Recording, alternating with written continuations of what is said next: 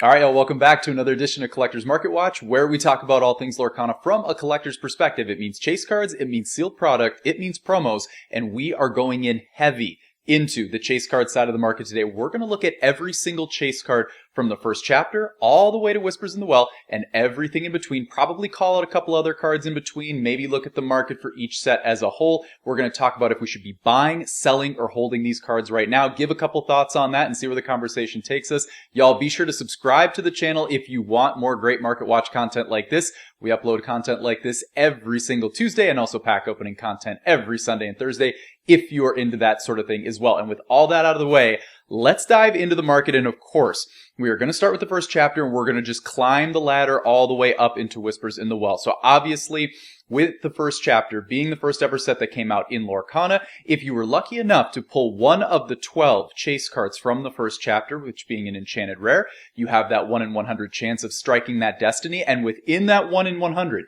you just might be lucky enough to hit that 1 in 12, being the number one chase card in the first chapter and one of the absolute holy grails of the retail side of Lorcana, that being Elsa, Spirit of Winter. Let's do a once over on Elsa here. We have retail coming in from a market price perspective, right around $800. It's actually been hovering in the mid-7s for quite some time now. It kind of took a little bit of a pop here up into the 800s. And if you want one, I mean, it's readily available on TCG Player. Have the ability to go in there, get one near mint right now for $750. So it looks like the TCG side of the market hasn't quite caught up to what's going on secondaries like eBay, who actually owns TCG Player, etc. You also see here that you have an absolute roller coaster going on here with Elsa Spirit of Winter. A lot of this has to do with, let's go first and foremost looking at, this little pop that happened here sort of between sort of the winter months of 24 all the way up to sort of the spring months of this year, 2025.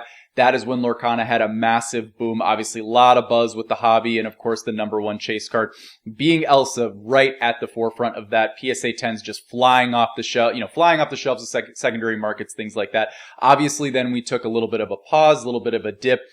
Some players leaving the hobby, going elsewhere, and also somewhat of a reset for Lorcana, coming back, bringing in things like rotation, things like different rarities, epics, iconics. Some of those we will see here a little bit later on in this episode. But obviously a huge roller coaster with Elsa. But as the hobby goes, so will Elsa Spirit of Winter from a buy, sell, hold perspective. And this is where kind of I'll do the once over and then just at least give my thoughts on why I think these, each one of these individual cards kind of lands in one of those buckets.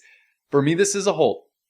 And for the longest time, I was very much in the buy side of the market for this card. Now, obviously, I do own a raw copy and a PSA 10 copy of this card, so I feel like I'm very much set on this card. I'm not necessarily looking to buy this card, and also the two that I have, I'm not really looking to sell them. So I'm just in sort of a simultaneous hold. And for those of you at home listening to this, saying to yourself, well, I have one for my collection. Why would I don't want to buy it. I don't want to sell it. So it's a hold just because, I want to keep it in my collection.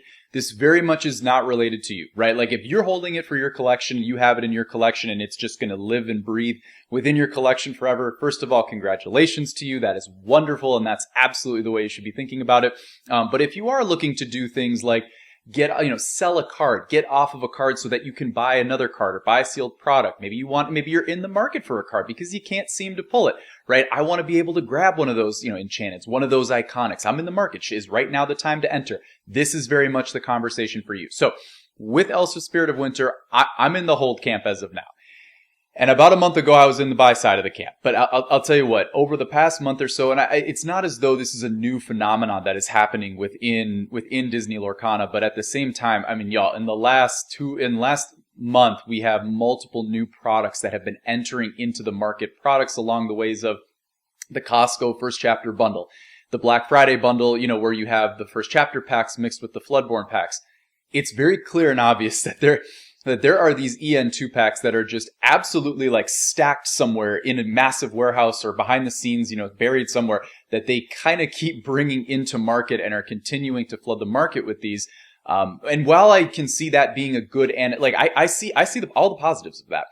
Most people want to be able to get their hands on the first ever set to be able to feel like they're entering into the hobby in a way that they feel like they can start from the ground up, which is fantastic, right? That's great.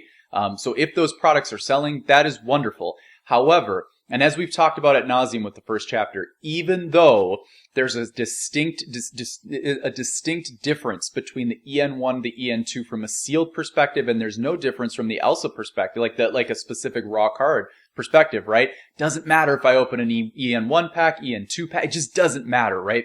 There's going to be, as more EN2 flood the market, more cards that look absolutely identical to what you are seeing on screen here. You're going to be able to go and pull this, and make no mistake, you will see, like I will call it, you will see this EN1 right here. That just disseminates that this is the first ever set in Lorcana. You're always going to see that 1 on the card, signifying that it is the first chapter, right? So with more of these continuing to flood the market, I don't know how much more of this they're going to do. They might do it for years, y'all. I mean, so the more of this that they do, the more that they're going to continue to just scatter the market with these cards.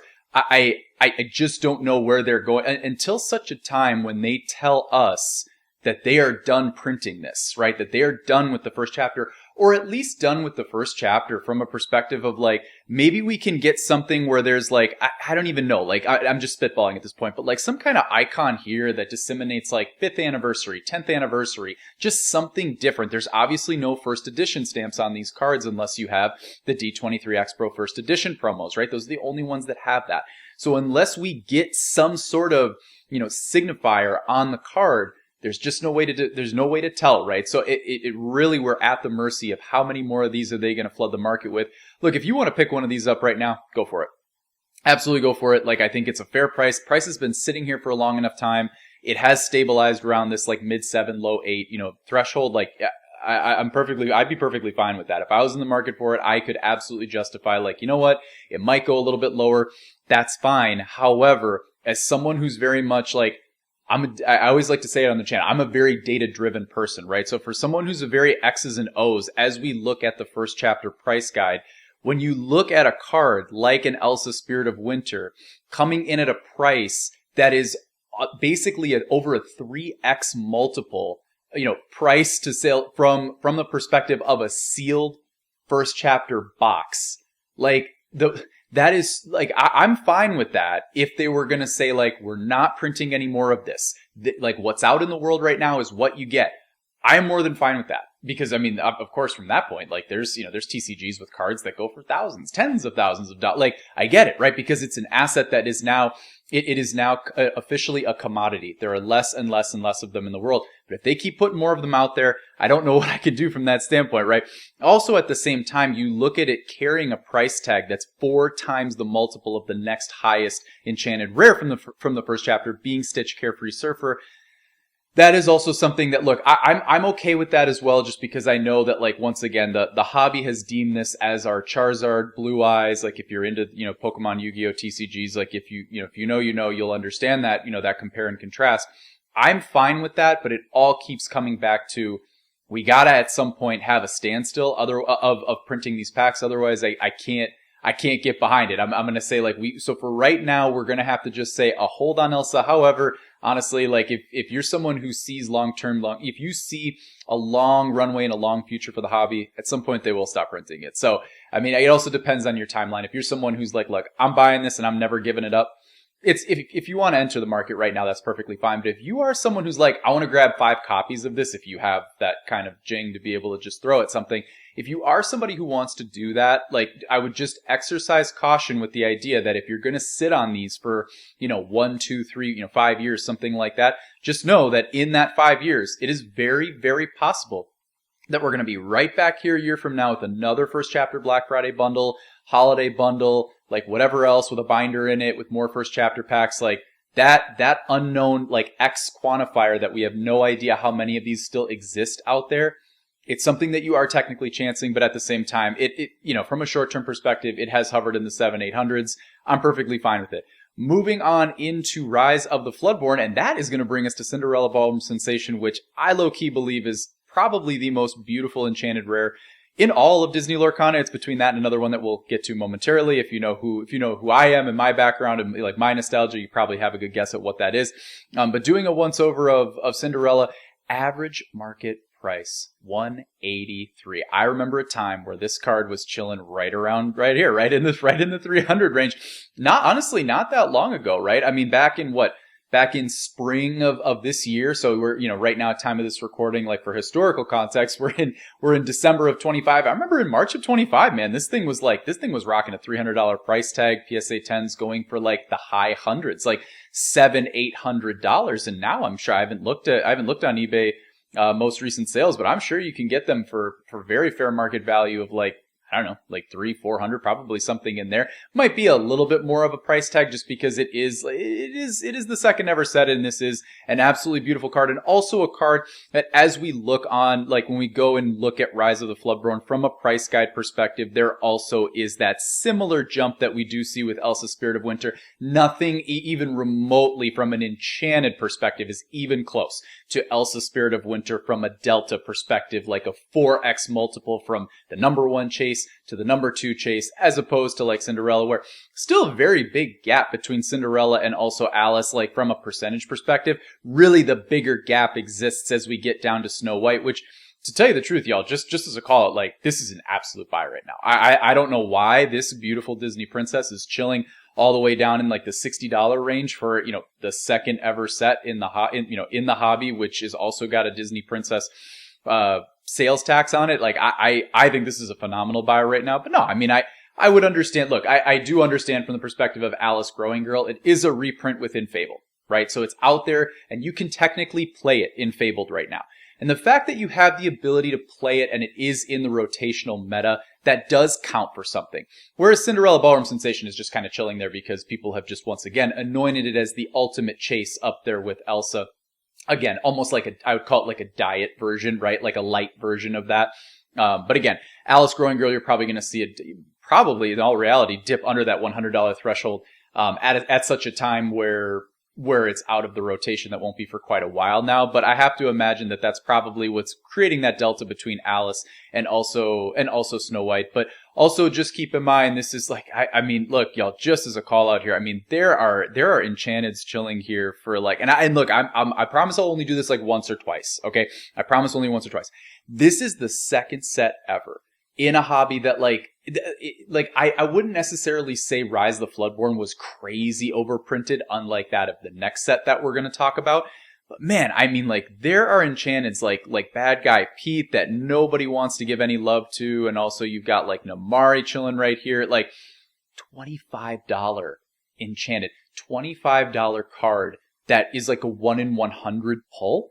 Right? I mean, and then whatever, out of the however many enchantments that you have, so you have a 1 in 100 times a 1 in, a 1 in 12, right? Because I believe they started going to 18 enchantments with Inklands, right? So a 1 in 100, times the 1 in 12, like you're in the thousands to pull this card. Now, I'm not sitting here saying like, if you pull this card in Rise of the Floodborn, it's like, oh my gosh, that's absolutely like, honestly, yeah, I get it. Like, if giving you the real, like if you open up a case of Rise of the Floodborn and you pull this card, it's an L. There's no doubt about it. Just from a resale standpoint, unless of course from a collector's standpoint, you're somebody who like this is your ultimate hit, your ultimate chase, and you're super excited about that. That is wonderful, right? We all have tons of stuff. Like I know for myself, like with Fabled, like my number 1 chase was Circle of Life because it's Lion King and I love Lion King. Circle of Life's like a mid of the road enchanted, right? Like, but at the same time, it doesn't matter. That's my nostalgia. That's what draws me to the hobby, right? So once again, that you could have that, from your own standpoint here. But yes, from a resale perspective, huge L. But at the same time, if you're in the market looking to like buy any of these enchantments, like Namari and Pete and like Arthur, I mean like 20, 30, and these aren't even location enchantments. These are character enchantments. These are all buys right now. All 100% buys. Like there's just no doubt about it. 100% buys. Moving into the Inklands, because I'm probably going to have to go faster, otherwise this is going to be like a 40-minute video. Into the Inklands, Robin Hood, Champion of Sherwood. Number 1 pull right now, number 1 chase from Into the Inklands. Big reason behind that, once again, same thing with the Alice Growing Girl that we just talked about. Robin Hood, same thing. Within Fabled, it is a reprint within Fabled. It is in the rotation meta. You can play it if you want to. Not saying people do, because honestly, as a reprint, I think it's like $1, and that kind of lets you know that that's not probably like something that's super played as opposed to like the Hades Infernal Schemer that they reprinted in Fabled as a legendary and an enchanted, which both for their respective rarities, Hades Infernal Schemer, very expensive legendary relative to like a reprint, like first chapter one's more expensive, but relative to a reprint, very expensive. And the Hades Infernal Schemer Enchanted is banging right now. It's like 200 plus bucks. Might even be like 250 at time of this recording. I'm not sure. But with the Robin Hood Champion of Sherwood, I mean, going in here, looking at like just once again, doing the once over, like 120 average market, but at the same time, like that once again, it's a little out in front of what you can actually get. I will say that is a light played. Here's a near mint hollow. You can get that for $92, right? So like more than likely, like right now, if you want to be able to go on and get the card, you know, you can probably do it. You can accomplish this feat for less than $100. Looking at it from a standpoint of like, at this point, what's really cool is we get rolling 1 years because these sets are so old, which is so cool. Obviously the further back you go, the more historical data you get. That's what we like to work with. I mean, unless you're looking at like what the card's been doing in a very specific term. Like if you're like, I want to know what's been going on the last month. I'm very keen on knowing what's going on the last month. Okay, well then there you go. However, the further back we go, we get everything. We get 1 month, we get 3 months, we get 6 months. It's just better to have everything, right? Have all the data. As we look back with the Robin Hood, really from the standpoint of like, is it a buy, sell, hold, you know, at the same, and I will say I like, obviously I do my videos very, very raw, especially the market watch videos. I forgot to call this out with the Cinderella Ballroom Sensation. I do think it is also a hold. Same with the Elsa for the same exact standpoint that like, I just don't know how much they're going to continue to reprint Rise of the Floodborn, right? I don't know how much, like, I don't have an idea of what they're going to do with these binders. However, I will say the Elsa and the Cindy are both kind of where I stop that logic of thinking. Just because their deltas are so wide and they're because they are, you know, you really just have the card, like the beauty of the card, the allure of the fact that it's Elsa Spirit of Winter and Cinderella Ballroom Sensation, and that's what's propping them up. There's really no playability behind either of these. Elsa Spirit of Winter you can play, you know, because it's a reprint and Fabled, Cinderella not, but they're both holds for me. Sorry about that. I should have called that out for Cinderella Ballroom Sensation. For Robin Hood, honestly, this is this is a sell for me right now. And the reason why it is because there's so much Inklands out there in the market right now that, again, the card seems to be sort of being propped up by the fact that it's technically played right now. Yo, for what it's worth, I don't even think this is the actual chase from Into the Inklands. And this is a take that in the near term, in the right now term, this take is one that is obviously aged poorly to this point. But I mean, obviously, I don't look at the take as like, well, you know, we've come to the conclusion of the take, you know, that this is it. I believe the number one card from Inklands is absolutely Ursula, Deceiver of All. I 100% believe that it is. If you believe that this hobby has longevity for the long term, that's the card. And again, it's so hard to see that right now. It's so hard to see it because I'm not talking about like a 6 month, 1 year situation here. Like Into the Inklands was printed to oblivion. And once again, that's also why I kind of feel like the Robin Hood, it's a good time to get off of it just because like, you know, it is in rotation. People might have utility for it. If people are going to play the Robin Hood Champion of Sherwood, which has some utility, I suppose, with steel, like people are going to want to play the Enchanted. So like it is a good time to like just slide off of it. But the Ursula Deceiver of All with the Storyborn misprint, that is the one that you're going to want to hold for the long term. Once again, nothing might come of that. But I like if I'm holding something as like, you know, I would like to be able to like see that asset like through to the finish line and see like what might come from it. I want something that has like, I guess what I would call like, I would like a lottery ticket for one of my cards, right? Like with the Robin Hood, like we know what's propping it up and there's really nothing to reason that it's going to be a crazy card long term because right now what's propping it up is rotation. With Ursula, and I understand it seems wild to think that this is going to happen, and it won't. It won't for the short term, for the near term. It's a long-term situation. In the very, very long term, when we've done 10 years of Lorcana, like, or whatever, and they start reprinting these, like, OG sets, they will fix that reprint of Ursula. They will fix it, and you will be able to disseminate, and you will be able to understand the difference between an OG Inklands Ursula and a reprinted Ursula. And again, I understand, like, I cannot emphasize this enough. I don't, like, if I get roasted in the comments, it's perfectly fine. But, like, I understand we are nowhere near that right now. Nowhere near it. But again, it's kind of like, which asset do you want? I would rather have Ursula over this card just for the simple fact of, like, you have that little lottery ticket, and the card is dirt cheap right now because you can't play it because it's in Infinity. Moving on to Aerial Sonic Warrior. This is from Ursula's Return. Card coming in a little bit less than the Robin Hood, 111, but at the same time, pretty much with all of these cards, as you like go start like looking down and going, like looking at the best, like the most, the lowest verified listings. Again, you have another one here, like under $100, very, very, very, very accessible. Aerial Sonic Warrior, I'm fine with it, man. It's a buy. It's a buy. I think you're gonna see it sit here just because, once again, Disney Princess, it's, it is one that is currently in rotation, but it is a Disney Princess that already had its Enchanted Rare reprint. It already had its Enchanted Rare, meaning that they're not going to reprint it in Fabled. So again, perfect comparison. The Hades Infernal Schemer from the first chapter, they reprinted it in Fabled and gave him an Enchanted. With Ariel, the Enchanted exists pre-reprint, right? So they just put her as a super rare reprint and that was it, right? Again, she could go down a little bit, but again, being the ultimate chase and being a Disney princess, for that card to be existing underneath $100, I will slide it into the buy category. There's really no need to like hold. I mean, again, and I definitely don't think it's a sell. I don't see any Disney princess that's even flirting like with like going from like $100 breakpoint to a $50 breakpoint. Just grab it. Like just grab it and cling on to the fact that you have a very wonderful, beautiful Disney princess chase card. What I do want to talk about with Ursula's Return, to give a little bit of a contrast of like for those of you who, because we're about to enter into rotation land here with as we get into the Shimmering Skies and up, and you're gonna start hearing me talk about how cards like this card is a sell and this card is a sell, and it might not seem like they are. It might seem like why? Like why would I be doing that when the card is already getting lower? Like, now's a good time to buy this card. A perfect example of why you want to be able to sell, or why you want to be able to sell when a card is currently in rotation and very, very popular. You need look no further than the Diablo Devoted Herald. This card at one point was absolutely coming close to touching $200 when we were in a meta that didn't have rotation, where just it was a Wild West and everything was able to be played.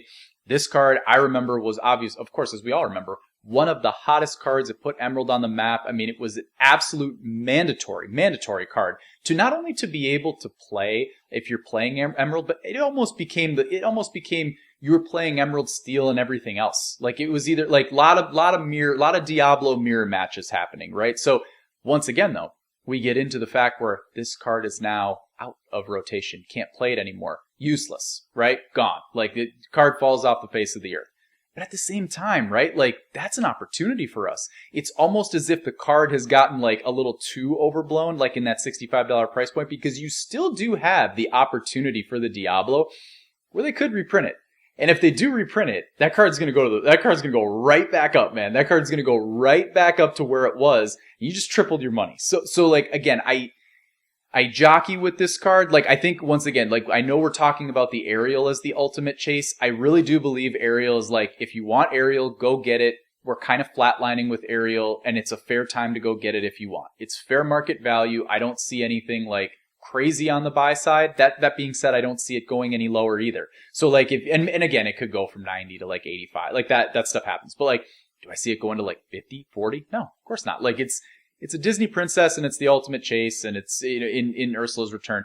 But at the same time, this is the card right here. If you want to talk about a buy in Ursula's Return, this is the buy right here. For no other reason than if we do get to a new set, like a winter spell, I don't think that's going to happen. But like, more than likely, there's a decent chance we might see another reprint set happening like around the same time Fabled did in 25, like September of 25, where we had Fabled, which is 95% reprint. You might see a similar thing in 26. It's very possible that we get another reprint set. And if we do get another reprint set, there's going to be so many darts being thrown at all of these cards that they want to be able to bring back into rotation to stir things back up. Again, like, the day that happens, you will see a hockey stick effect with this card. So if you are looking for a card to like really pinpoint as like, now would be a great time, it is absolutely the Diablo Devoted Herald. Moving into Shimmering Skies, and as I called out with the Cinderella Ballroom Sensation, I called out that was one of my favorite artworks, along with another card, and it is absolutely this card. Obviously, I think as we start to get into the world of iconic rares, we start to get like where the artwork is just being taken to a whole new level. I mean, I really think like Lorcana art is some of the most slept on artwork in all of TCG land. I really do. Like this, cards like this are absolutely beautiful, and I do believe one day they will have their time to shine more than they already are. But this card is absolutely just one of my favorites. Absolutely beautiful card. Market value right now looking like about 160, and once again, many available for you right around that specific price. The big thing I would say with Mufasa, Ruler of Pride Rock, is that, like, yes, technically playable. I don't really necessarily think that's what's propping it up into a $150 price point. Also, it's not a Disney princess, so it's not what's propping it up into a $150 price point. Here, I just think you're dealing with a card that people think is absolutely beautiful. You also have a very unique thread to pull on where the voice actor has passed away, R.I.P. James Earl Jones. But at the same time, I really think a lot of what's propping this card up is that it's one of those cards, there's about a handful of them in Lorcana right now, that Disney Ravensburger are basically like using them as like ultimate marketability because of the popularity of the card, of the art. Cards I'm thinking of. I'm thinking of Rockstar Stitch, the Enchanted, the one from the first ever set championship promo. That's about to be on a binder in Winterspell. I'm thinking about Giant Tink, another one. That was a playmat. It was a promo in the most recent collection starter set, etc. I'm thinking about Mickey BLT. I'm thinking about Mickey BLP. Right? I'm thinking about these cards that like like these artworks that they've definitely struck gold with. People love them. They gravitate to them. This is absolutely one of those cards. Playmat card. Like basically, if you want to figure out any type of card that is, and I don't know how they're doing this. Like, I don't know how they're stress testing like popularity for cards, for artworks, etc. There's multiple ways you can do this. Honestly, you could go on and look at recent sales for cards, things like that. I mean, you can look here and see a card that it's like, it's not really that played, but at the same time, it's carrying with it a high price tag that is kind of nestled into a fair price point, right? I mean, this is information that's readily available, and they are going to take that information and then they're going to use it once again. They're going to say, we're going to make a playmat of this card. We're going to make a promo of this card, right? So like, once again, a very popular artwork, and I think that is what's propping it up. And those are the kinds of threads that, as long as we have our core hobby enthusiasts within the hobby and we have more coming in, it's a very sturdy thread. It's not one that I just see going away. Like, I don't think people are just going to one day look at this card and be like, man, what an ugly card. Like, I used to think it was beautiful and now it's not. That's just not going to happen, right? Like, it's a beautiful card and that's never going to change. So I do think it's a fair time right now. I put it in the same category as I would say like a Cinderella Ballroom Sensation, where it's like, yes, it's a hold because obviously the delta between it and, you know, the next like non-super meta, like non-Clarabelle, you know, style card, there's a wide delta, right? It's the commanding card in the set and there's no like meta utility behind it. So I almost have to put it in the hold category. But at the same time, if you're trying to grab one for your collection, I don't necessarily see a world where this card's going to take a massive dip. I think we're kind of just at where we're at. So it's kind of like light hold, but if you want to go get it, go get it. Certainly think, you know, it's just very, very right down the middle.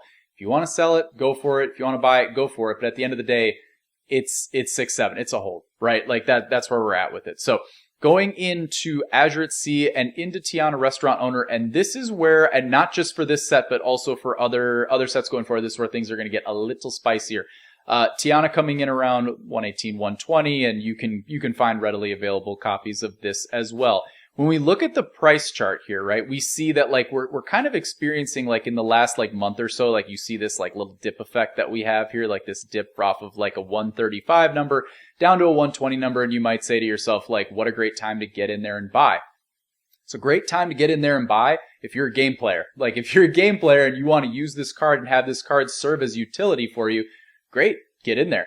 But if you are a hobby enthusiast, if you're a collector and you're trying to build out your Azure at Sea enchanteds, I realize there's very few of you out there doing that, but at the same time, like if you're trying to complete all of Azure at Sea, you need the enchanteds to do that.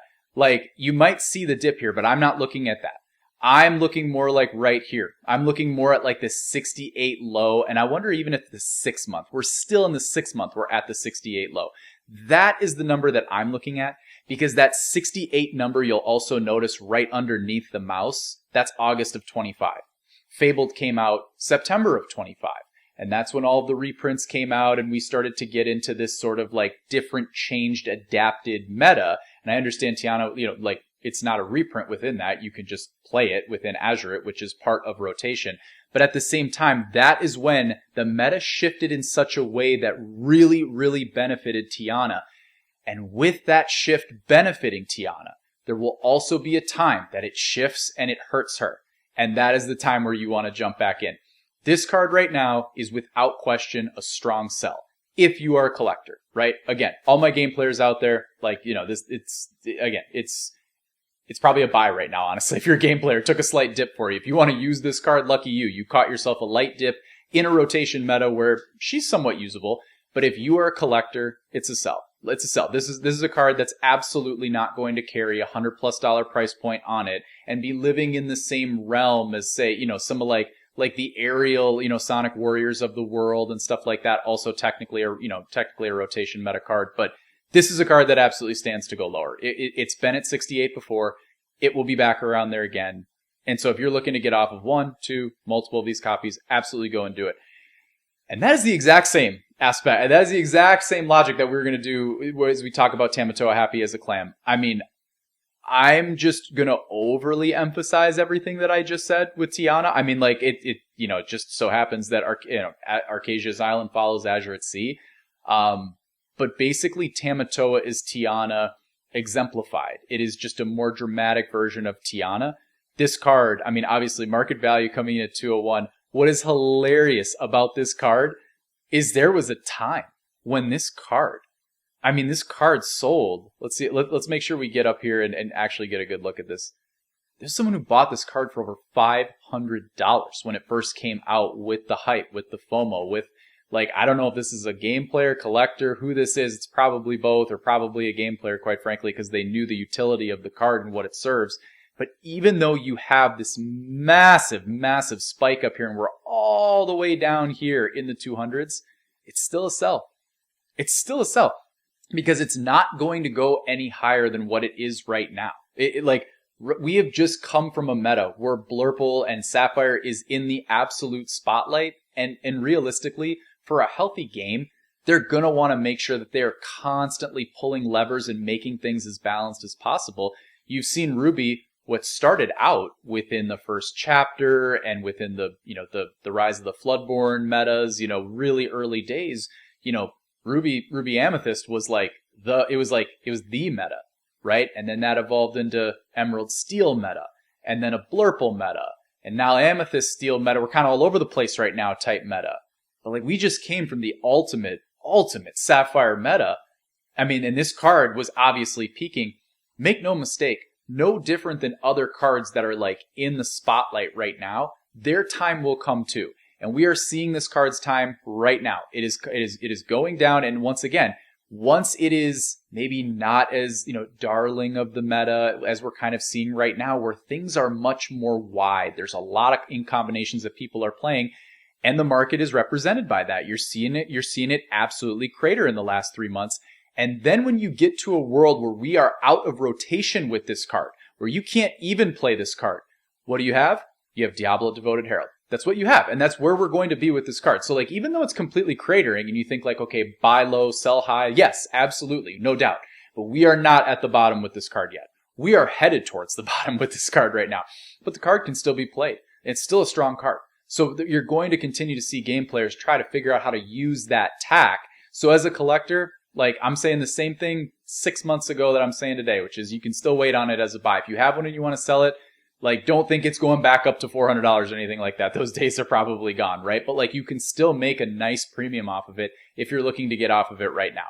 Moving in to Reign of Jafar and into the Unknown, which is the ultimate chase card from Reign of Jafar. Obviously, we have market price coming in here a little bit higher, like at 280. And I will say, as we start to climb within the rotational sets, we start to see those prices get up a little bit higher, because the newer the set, the newer the tack, like it allows people new cards and new tack to be able to play with. And Into the Unknown is absolutely one that is part of that. I will say right now, only 2 listings on TCG Player at time of this recording, and one of them is not realistic. It's a $400 lightly played. So that's not something you want to go for. So there's really only one healthy listing on here. To be fair, it is like, I think it's a fair listing on it at 274. With Into the Unknown, it's going to have a lot of the same similarities of Elsa Spirit of Winter. It's hard to judge from a playability meta perspective with this card, right? The Into the Unknown and the Elsa Spirit of Winter have a lot of similarities. Of course, they're both Elsa. Of course, they're both Frozen. And those carry with it its own like light little tax with it. Both are somewhat played. The Elsa Spirit of Winter, not very played these days. The Into the Unknown, maybe a little bit more played. But again, just like we got done talking about with the Tamatoa Blurple, I mean, it's Sapphire. Everything is starting to widen and flatten.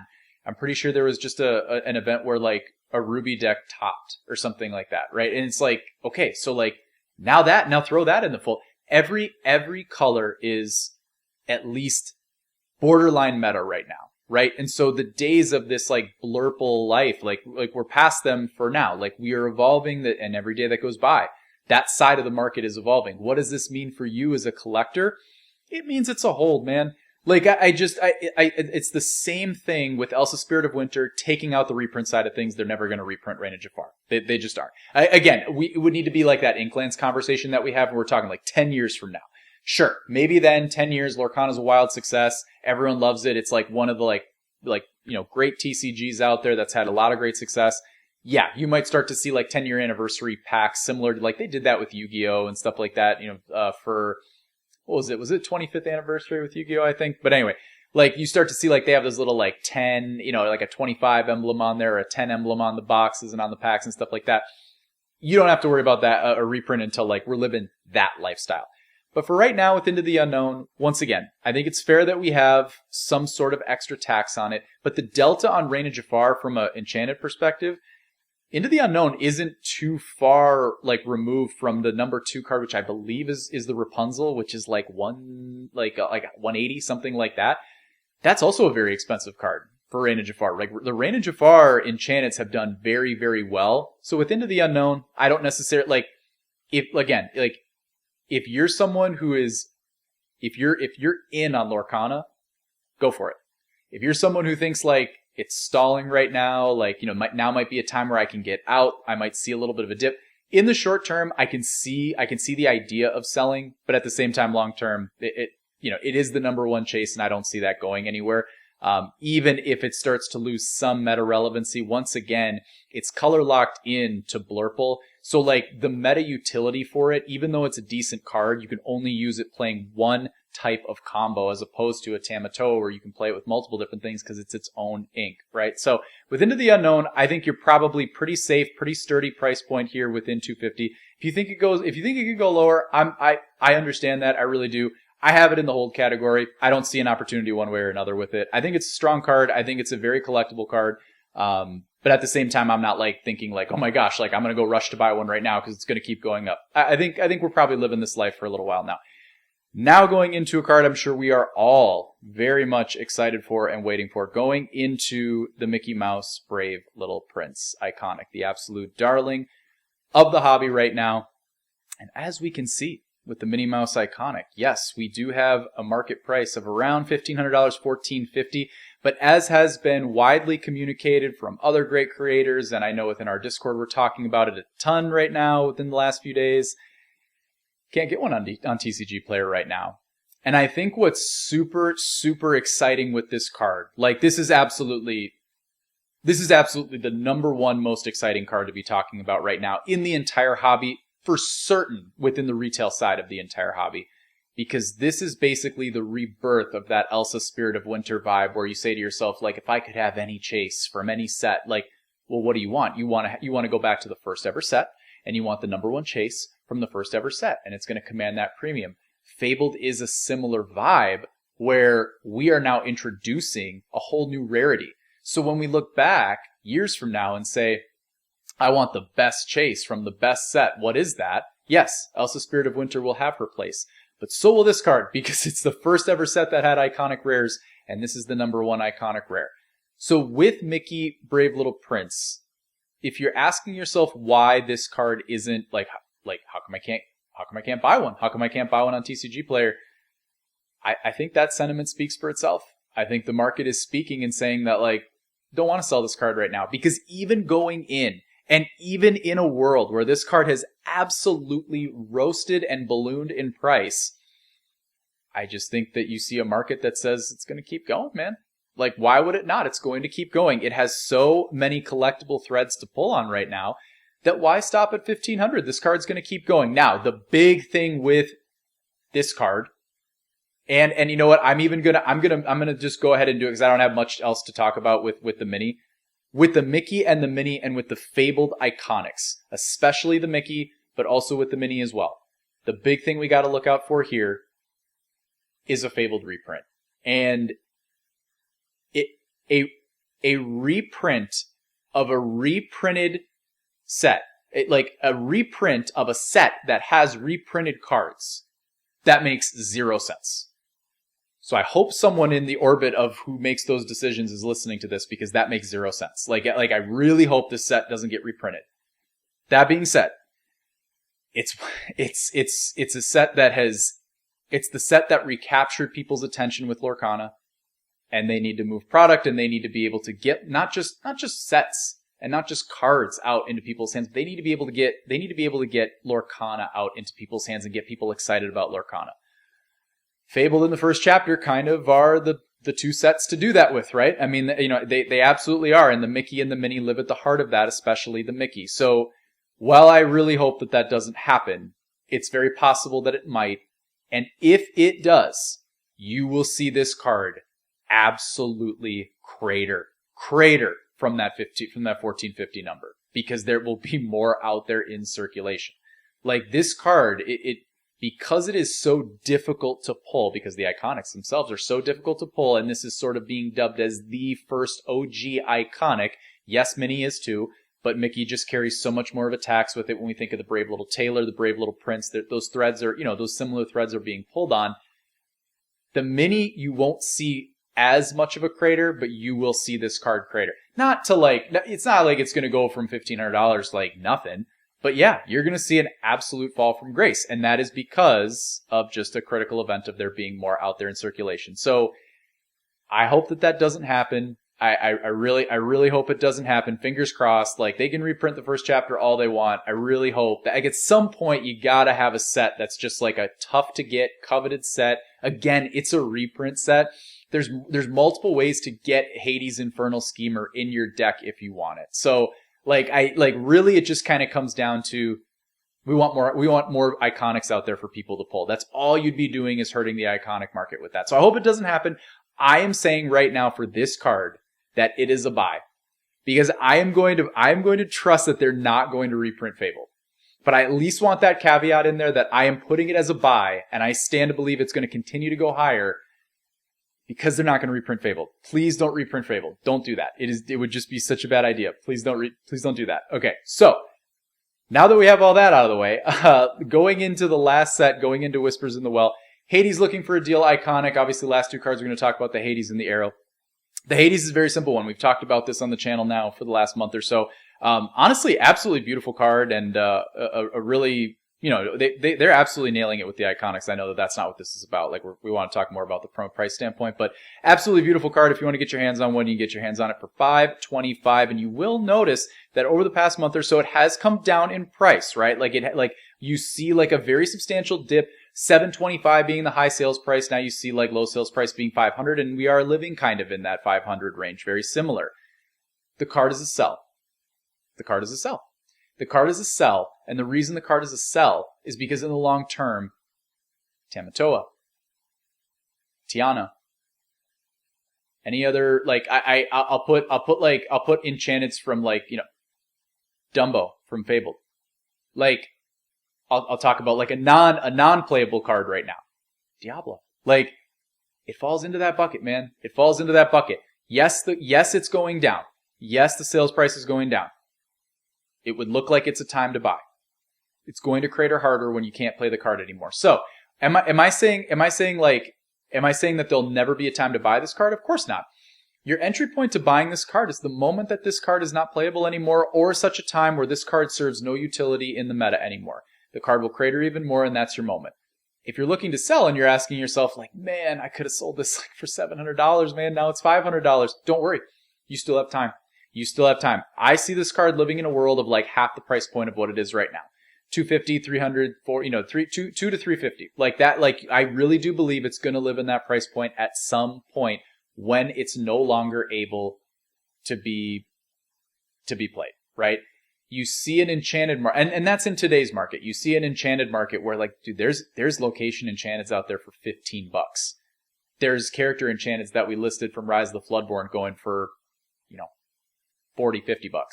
In that market, in the market we're talking about right now, $250, $300 card. That would be like my dart throw. I might, little less, a little more, I don't know, but that's kind of the dart throw. That's a really good card for a non-playable, like for a card that's not played. Like Mufasa, once again, 150. Into the Unknown, kind of meta, somewhat, sort of not, 250. Like 250, 300 for a non-meta card, very, very, very premium card. And that's where I see this card existing, because I see long-term the number one card being Aerial Ethereal Voice. Aerial Ethereal Voice right now, $550 is what it's going to be for market price. And honestly, that's a buy right now. It is. Like, I know understandably so, like right now the Hades is the number one chase from Whispers in the Well, but I do not see it that way. I do not see Hades as like the ultimate chase. If you ask me what card could I pull that would make me the most happy, yes, it's both of them. Both the Aerial and the Hades. If you pull either one of those, like you've hit the absolute lottery and you should be like over the moon excited. But if you are making me decide between two amazing, amazing, amazing cards, it's this card, man. It is absolutely this card. This card serves no utility in the meta right now, and it's keeping pace with the Hades, which is like, you have to run that card in Amethyst. Like, that card is like mandatory to run in Amethyst, and this card serves no utility, and it's right there with it because the market understands that it was represented as the number one chase, no different than Aerial Sonic Warrior, same exact thing. Aerial from, Ursula's Return. There are going to be those same similarities here. You will see this card hold its weight in the long term, where you will see Hades eventually long term dip underneath the Aerial. So be on the lookout for that. Aerial's absolutely a buy right now. But y'all, that's going to do it for this episode of Market Watch. Probably a longer one, kind of all over the place, but I had a ton of fun talking about different cards, different sets, kind of just going into some of my own thoughts. And let me know in the comments what y'all think. And until next time, we'll see y'all on the other side.